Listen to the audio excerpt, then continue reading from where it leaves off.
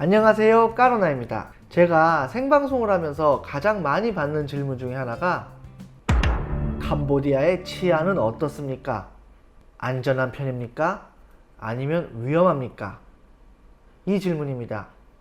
그래서 오늘은 캄보디아에서 오래 산 교민의 입장에서 캄보디아의 치안이라는 주제로 이야기를 나누어 보려고 해요. 오늘 영상은 캄보디아에서 오래 사신 교민 여러분들의 의견, 짧은 글들을 읽어드리고 그 후에 저의 경험과 생각을 말씀드리고 다음에는 캄보디아 치안에 대해서 외교부에서 정리한 좋은 그 자료를 읽어드리는 방식으로 진행하겠습니다.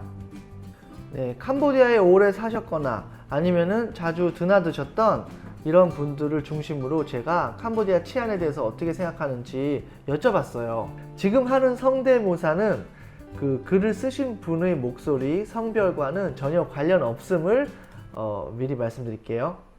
오랜 시간 동안 살았지만 치안으로 인해 불편했던 적은 없네요. 다만 치안을 유지하는 경찰들로 인해 불편했던 적이 많죠. 크크크. 무척 역설적이죠? 처음엔 치안 걱정을 했었는데 여러 번 관광객 입장으로 와본 생각으로는 가방만 앞으로 잘 메고 낮에만 다닌다면 걱정은 거의 없다고 생각됩니다. 캄보디아 치안은 무난하다고 생각됩니다. 그런데 외국인이 피해당하면 경찰은 자기 나라 사람 편을 들면서 외국인 보호를 해주지 않음으로써 그래서 외국인들은 불안하고 이 점을 각오해야 한다고 생각합니다. 동남아 국가 중에서 캄보디아는 안전한 편이라고 생각해요. 날치기의 위험은 좀 있지만 오히려 유럽보다도 안전한 편인 것 같아요. 제 주인 집주인은 부자인 것 같은데 별로 부를 과시하지 않기도 하고 주변 이웃들도 큰 부자들로 보이지 않아요. 집을 지키는 사람이 상주하고 있고요. 이 집에서 10년 사는데 도둑이나 동네에서 날치기 등은 없었어요. 근데 경찰이 없는 큰 길이나 강변, 사람 많이 붐비는 장소들은 도둑들 천지입니다.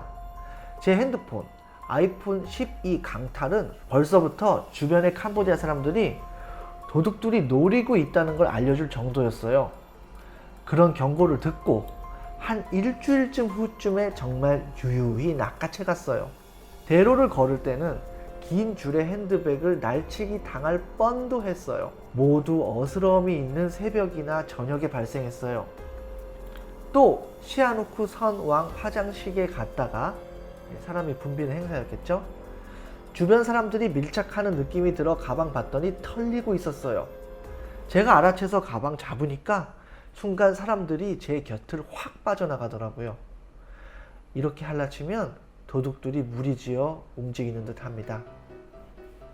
안녕하세요 선생님, 저는 바탄방에 살고 있는데 밤에 너무 늦지 않을 때 다녀도 크게 위험하진 않습니다 라고 생각했는데 얼마 전 저희 학생 현지인이 오토바이 타고 가는데 소매치기가 목걸이를 바로 채가더랍니다. 자잘한 좀도둑과 소매치기 사건은 많은 편입니다. 하지만 길거리에서 주차 가드 없어도 안심하고 차를 세워놓을 수 있다는 것, 그리고 14년째 사는데 요즘에는 이민국 경찰이나 일반 경찰들이 외국인이나 자국민 안전을 위해 더 힘쓰는 게 많이 좋아졌음을 느껴서 치안이 좋은 편이라고 생각합니다. 치안은 좋은 편입니다. 어느 나라든지 간에 날치기, 뻑치기는 조심해야 하지요. 하지만 시아누크비를 중심으로 총기 사고가 나기 시작해서 걱정은 됩니다. 특히 중국 조폭 조직이 들어와서 돌아다니는 거 보니 조만간 푸놈펜에도 강력 범죄가 많아질 듯 하다. 개인적인 생각입니다. 네, 다 맞는 말들이고요. 의견 남겨주신 교민 여러분들 정말 감사합니다. 종합해보면 밤 늦게 다니는 것은 위험하고 그리고 전체적으로 안전한 편이라고 할 수 있는데 언제 어디서 우리가 예측할 수 없는 그런 일들이 벌어질 수 있다 라는 것을 유념해 둬야겠습니다. 그리고 같은 동선을 자주 다니다 보면은 그런 날치기나 강도들로부터 표적이 될 수 있다는 점도 조심해야겠죠. 저 같은 경우는 아예 위험한 일이 생길 수 있는 그 상황을 원천적으로 차단해요. 그래서 최대한 그 도로에 나가지 않으려고 노력하고요. 부득이하게 툭툭을 타야 할 때는 굉장히 경계하고 방심하지 않으려고 노력합니다. 툭툭이를 타거나 내릴 때, 특히 내릴 때 날치기 사고를 당했다 하는 그런 이야기를 듣기도 했어요. 가끔 밖에서 가까운 거리를 이렇게 걸어 다닐 일이 있으면은 가방을 최대한 앞으로 이렇게 들고 다니려고 노력을 하고요. 네. 뒤로 맬 때는 주변에 일행이 있을 때 그때는 좀 안심하고 뒤로 메고 다니는 편입니다. 직장 생활에서나 또 사람들과 관계를 맺어갈 때 캄보디아 사람들과 적이 되는 일을 최대한 피해야 될 것 같아요. 캄보디아 사람들과 이 부정적으로 안 좋은 감정의 골이 생기면은요, 이게 보복이나 안갚음으로 이어질 수 있고, 그렇지는 않더라도 여기서 살아가는 교민으로서 굉장히 껄끄럽고 굉장히 불편한 일들이 많더라고요.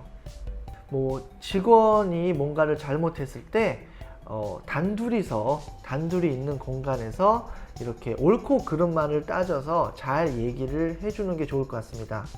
좀 욱 하시는 분들이 화를 내면서 소리를 지르면서 공격적인 언행을 하면은 굉장히 캄보디아 사람들과의 관계가 나빠지고요. 나중에 서로 이렇게 푸는 일이 있어도 캄보디아 사람들은 오랫동안 이렇게 가슴속에 안고 가는 것 같아요.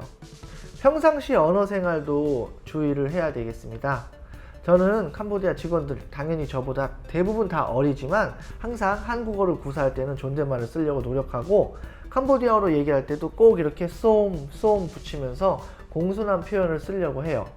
당연히 이렇게 사람을 대해야 하는 것일 수도 있겠지만 만에 하나 저의 실수로 인해서 안 좋은 감정이 생겨서 그게 또 이렇게 사고와 사건으로 이어지지 않도록 미리미리 조심하는 걸 수도 있겠죠.